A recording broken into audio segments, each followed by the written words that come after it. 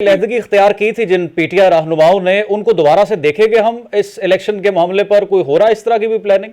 देखिए, बात यह है कि ये तो केस टू केस जो है वो डिसाइड खान साहब खुद करेंगे कि किस को रखना है या किस को नहीं रखना। आप डेफिनेटली आपके सामने है जो इस वक्त परवेज खटक साहब हों या दीगर और इस तरह जो पाकिस्तान तहरीक इंसाफ का हिस्सा रहे और वो पार्टियां बनाकर और बाकायदा तौर पर फयाज हसन चौहान जैसे लोग, और इसी तरह से आपने बाकी और भी देखे, तो वो बिल्कुल मुखालफ जिस तरह से चल रहे हैं तो वो तो बिल्कुल नहीं है। और अगर किसी तरह से जुल्म और जबर किसी के ऊपर किया गया और वो खामोश रहा और जरा जो है वो हिडन है और इस तरह की सूरत हाल, वो केस टू केस खान साहब डिसाइड करेंगे।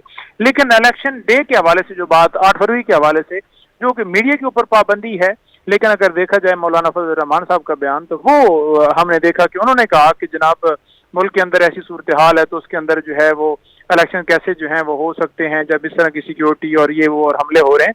बात यह है कि पाकिस्तान तहरीक इंसाफ ने ये कभी भी नहीं कहा।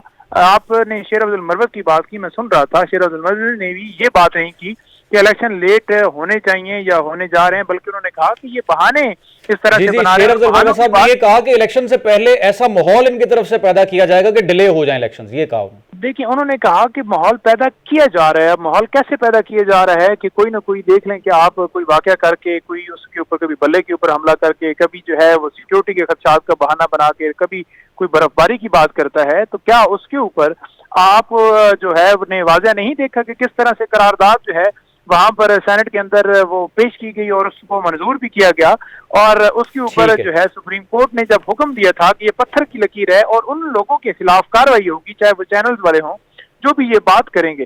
तो बात क्या, यहाँ तो करारदादें जनाब पेश होगी, तो फिर क्यों नहीं कार्रवाई अब तक हुई? सिर्फ कार्रवाई के लिए क्या इमरान खान जो उसकी पार्टी है कि उसके ऊपर तो इन्हें अदालत लगाने के लिए, जो कि इलेक्शन कमीशन के पास इख्तियार ही नहीं है और जेल के अंदर इलेक्शन कमीशन पहुंच जाता है। तो ये सूरत हाल है। बहुत शुक्रिया।